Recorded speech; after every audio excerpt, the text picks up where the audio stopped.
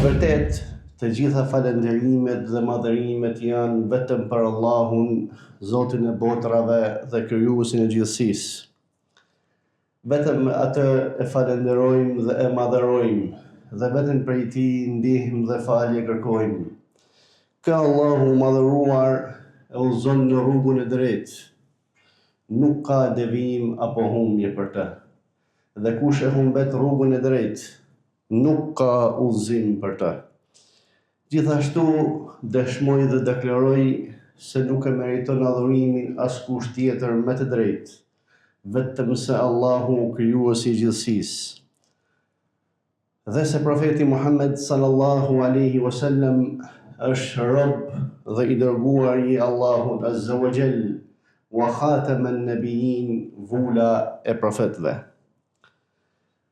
O ju të cilët keni besuar, keni frikë Allahun e madhëruar me një frikë të vërtetë të sinqertë, dhe mos ju arrijuve vdekja, mos vdisni ndryshe vetëm se duke qenë besimtar musliman. Fjala më e drejtë është fjala Allahut azza wa jall, Kurani, udhëzimi më i mirë është udhëzimi i profetit ton Muhammed sallallahu alaihi wasallam. Dhe se çdo shpikje apo risi pa bazë, pa argument në këtë fe madhështore është humbje, dhe se çdo humbje e ka përfundimin në zjarrin e xhehenemit. Allahu na ruaj neve dhe juve. Thot Allahu madhëruar në librin e tij famëlart në surën Hujurat: Ya ayyuhalladhina amanu ijtanibu kathiran min adh-dhann inna ba'da adh-dhanni ithm wala tajassasu. O ju të cilët keni besuar, largohuni nga paragjykimet e shumta apo mendimet keq për vëllezërit tuaj, sepse disa mendime apo paragjykime janë gjunaha, pra sepse janë pa të drejtë. Dhe gjithashtu mos e spiononi njëri tjetrin, dhe deri në fundin e ajetit. Si fillim themi, Allahu madhëruar e meriton falënderimin, pra falënderimi takon vetëm Allahut, i cili u ka bërë të shenjta muslimanëve nderin dhe të drejtat e tyre. Ka urdhëruar ruajtjen, dinitetin dhe privatësinë e tyre, dhe ka ndaluar gjithashtu spionimin dhe ndjekjen e tmetave apo zbulimin e sekreteve të tyre. Prej përsosshmërisë dhe plotësimit të kësaj feje është se ajo u ka garantuar njerëzve privatësinë e tyre, prandaj ka ndaluar vëzhgimin e mangësive të tyre, gjithashtu apo fotografimin fshehurazi, apo filmimin e privatësive të tyre, pa lejen e tyre. Gjithashtu ka ndaluar ndjekjen e lajmeve dhe habereve të tyre, pa dieninë e tyre. Gjithashtu ka ndaluar që ne të hulumtojmë dhe të dëgjojmë gjëra që njerëzit i urrejnë që të tjerët t'i marrin vesh. Sepse këto sjellje janë të ulta dhe shkatërrojnë besimin midis tyre, këpusin lidhjet e vëllazërisë midis muslimanëve. Pejgamberi sallallahu alaihi wasallam në hadithin e Ebu Barza al-Aslami thot: Ya ma'shara man amana bilisani wa lam yadkhul al-iman fi qalbihi la tagtabu al-muslimin wa la tattabi'u awratihim فإنه من يتبع عورة أخيه أو عوراتهم يتبع الله عورته ومن يتبع الله عورته يفضحه ولو في جوف بيته. Pra në hadithin që transmeton Imam Ahmedi dhe Abu Dawudi dhe gjithashtu e sakson dietari i njohur Muhammad Nasiruddin al-Albani, pejgamberi sallallahu alaihi wasallam thot: O ju të cilët keni besuar vetëm me gjuhën tuaj, dhe nuk ka depërtuar imanin në zemrët e juaja, apo në zemrët e atyre. Mos i përgojoni muslimant, mos i dëmtoni ata, mos i përndiqni auretet, pjesët e turpshme apo sekretet e tyre, sepse vallahi ai cili përndjek mbikëqyr auretet e muslimanëve, Allahu Azza wa Jall do të ndjeki auretin e tij, gabimet e tij, mangësitë e tij, dhe do ta fëlliqë Allahu Azza wa Jall, pra qoftë edhe në mesin e shtëpisë së tij. Hadithi është hadithi sakt. Gjithashtu, të njëjtin hadith transmeton, pra me të njëjtin tekst e transmeton edhe Imam pra Tirmidhiu nga hadithi i Ibn Umerit. Gjithashtu transmeton edhe Imam Ahmedi me saned, pra me zinxhir të mirë, nga hadithi i Thaubanit, shërbëtori i pejgamberit sallallahu alaihi wasallam, gjithashtu me të njëjtin tekst. Feja islame i ka dhënë rëndësi, ja ka ruajtur nderin muslimanit, privatësinë e tij, pjesët private, ku askujt nuk i takon që të ndërhyjë apo të futet në pjesët private të tij. Aq më keq kur sot shohim disa muslimanë të cilët nuk është se vuajnë nga përgjimi që dikush i përgjon apo i ndjek ata nga pas, përkundrazi, publikojnë në rrjetet sociale pjesët private apo nga jeta e tyre private, qoftë jashtë shtëpisë tyre apo brenda shtëpisë tyre. Aq më keq dhe pjesë që janë të ndaluara, pra që kanë të bëjnë me nderin apo me familjen e tyre.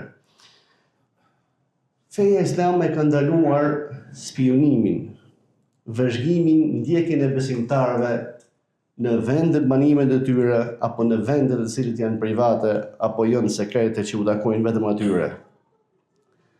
Në hadithin e Abu Hurairas që transmeton Imam Buhariu në Sahihun e tij dhe gjithashtu Imam Muslimi në Sahihun e tij, pejgamberi sallallahu alaihi wasallam thotë: "Iyakum wadh-dhann fa inna adh-dhanna akdhabu al-hadith wa la tajassasu."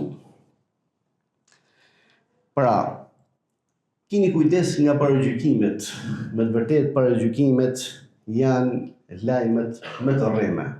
Pra nëse ti paragjykon me rigjykim të pasakt për vllajin musliman, dije se ky është një lajm i pavërtet. Dhe mos e spiononi njëri tjetrin, dhe deri në fundin e hadithit ku thotë: "Bëhuni robër të Allahut vëllezër."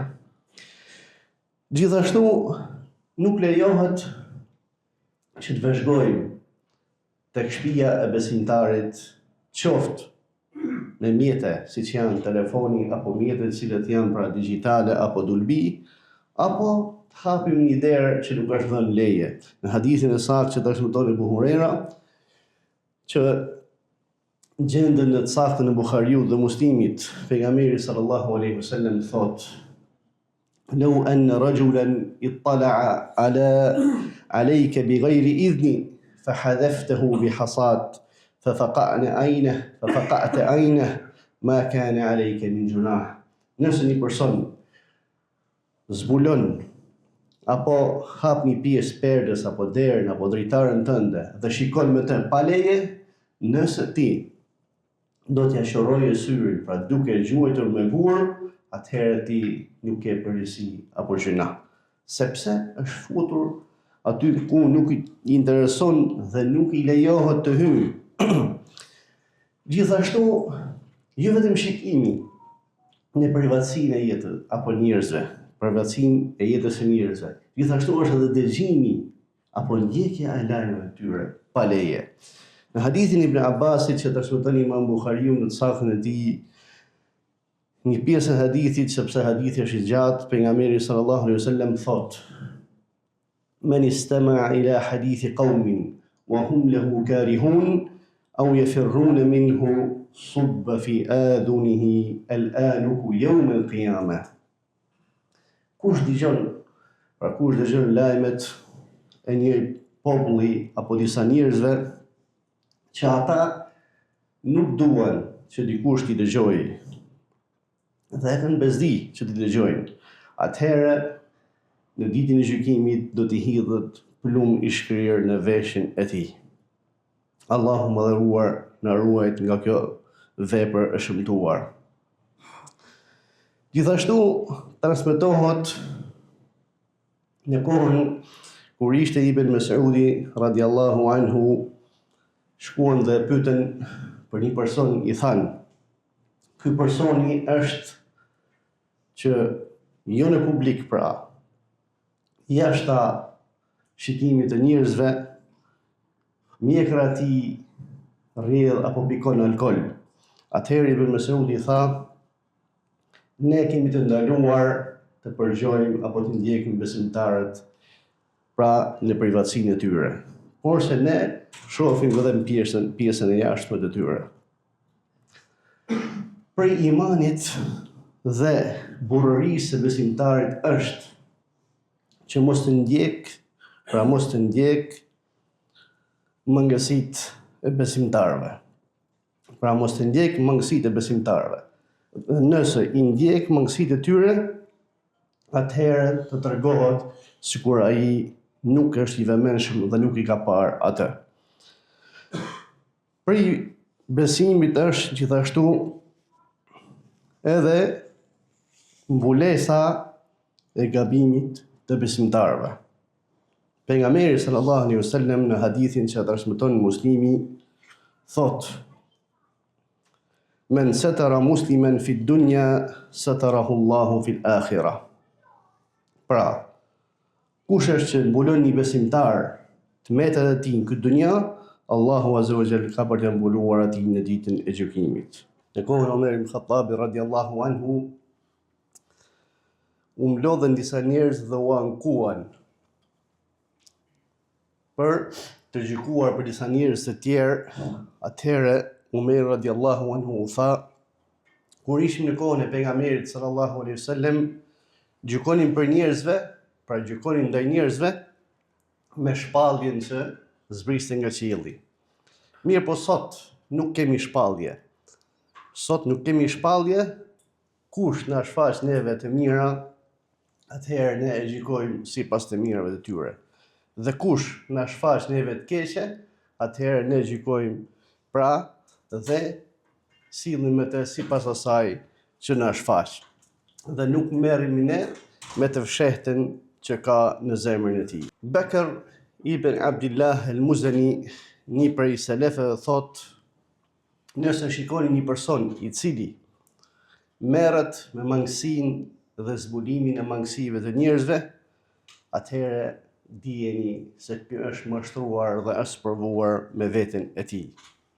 Malik ibn Anas, imami i xhamisë profetit sallallahu alaihi wasallam, thotë, ka pasur në Medinë disa persona të cilët nuk kishin gabime. Mirë po, u morën me mangësitë dhe gabimet e njerëzve, atëherë përfunduan duke pasur gabime dhe gjunahe për shkak se ata u angazhuan me të tjerët dhe harruan veten e tyre.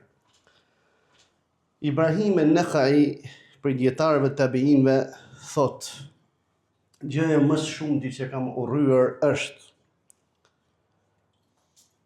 që unë të flas për një person që ka gabim, ajo që më ka ndaluar është që unë të sprovohem me gabimin e tij. Inna Allahu wa malaikatahu yusalluna ala an-nabi ya ayyuhalladhina amanu sallu alayhi wa sallimu taslima wa aqimis salat.